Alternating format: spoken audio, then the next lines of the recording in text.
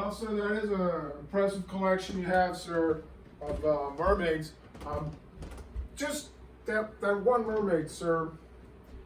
I didn't quite get it. I mean, I understand what mermaids look like, but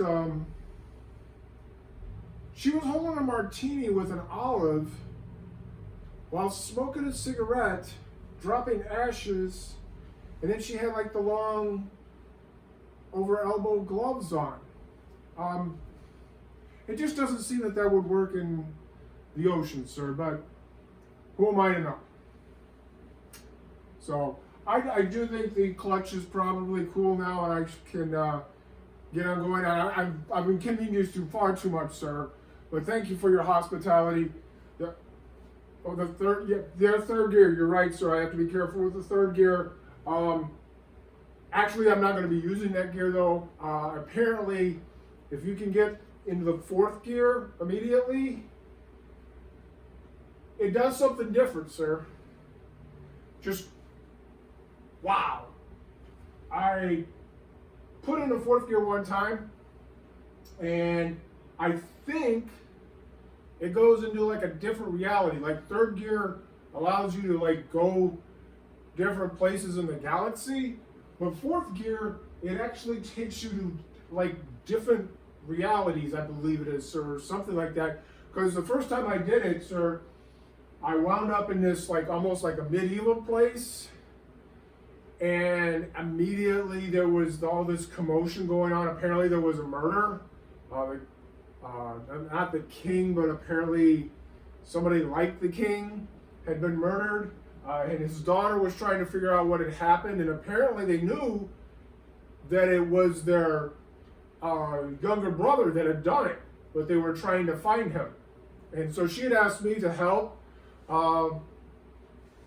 Personally, sir, I do think she has some anger issues besides the whole being distraught about the death of her father. But I was looking around, kind of like they had me take a look at the scene, and I found this brooch, which really didn't mean much to me until I continued to look around, and I started going around, and I went to this tavern, and it was this young gentleman by the name of Pot Pie. And I started conversing about who I was working with and trying to figure this stuff out, and he apparently knew a lot, sir. And he said that it'd probably be best for me to just kind of like go. And he indicated that that brooch was apparently some sort of thing that makes you somebody like the right hand of the king or something. I'm not sure. But anyway, sir, I don't know if you've noticed, I'm actually using it right here because the button on my lapel had broke. So it's working just fine as far as for that.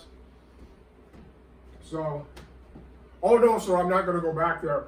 But what I did do is I put her in fourth again. The car, sir? Yeah. And what happened is I went to another place. I cannot tell you, sir, this was a much better place. And people were much friendlier, much nicer. I went to the tavern, had a great time, kind of relaying some of the stuff, and everybody seemed to be enjoying the stories. But apparently there was this girl. I don't know why, sir. It always seems to be a girl, yes. And she was worried about her boyfriend.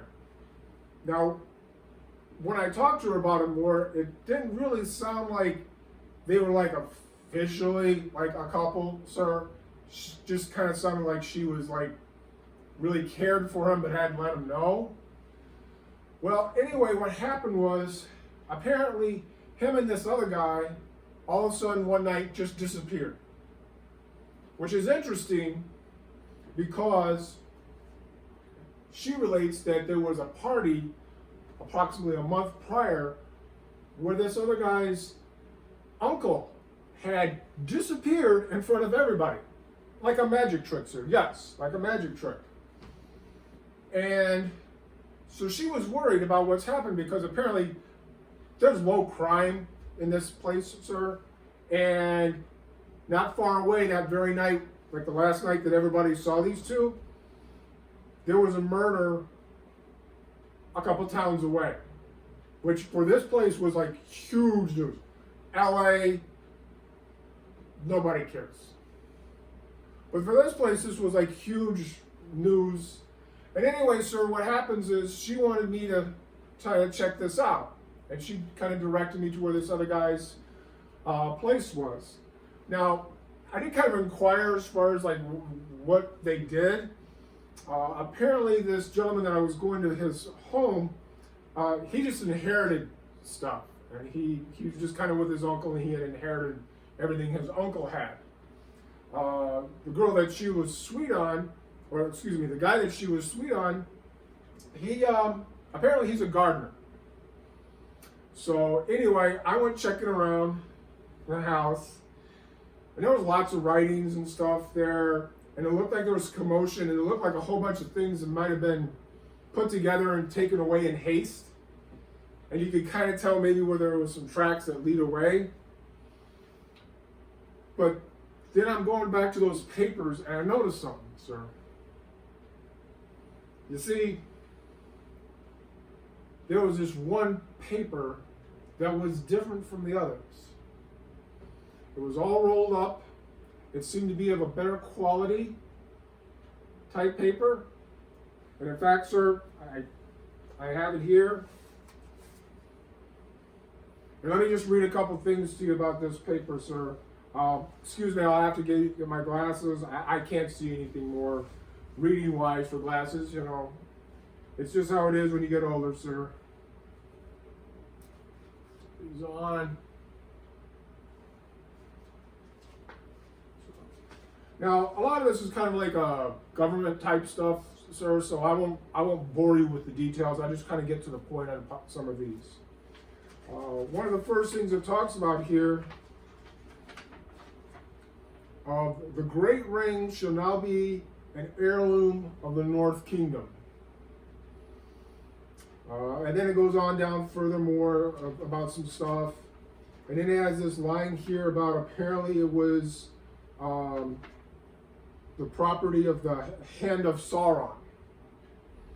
And then further down it goes further about talking about, I will risk no hurt to this thing, for all the works of Sauron, the only fair, it is precious to me, though I buy it with great pain. See, sir, I believe somehow this friend of this girl, this waitress at this bar, I believe how he's mixed up somehow in this, and that this ring, when anybody says something's precious to them, that usually means, you know, people are willing to do bad things. So one of the things I really need to get back to see if I can find this gentleman. I believe his name is Samwise, and get him back to this Rosie before anything bad happens. All right, so I'm going to go ahead and get going. I've inconvenienced you far too much, sir, but thank you for your time, and I'm going to get going now. Oh, just one thing. Have a happy Halloween, sir.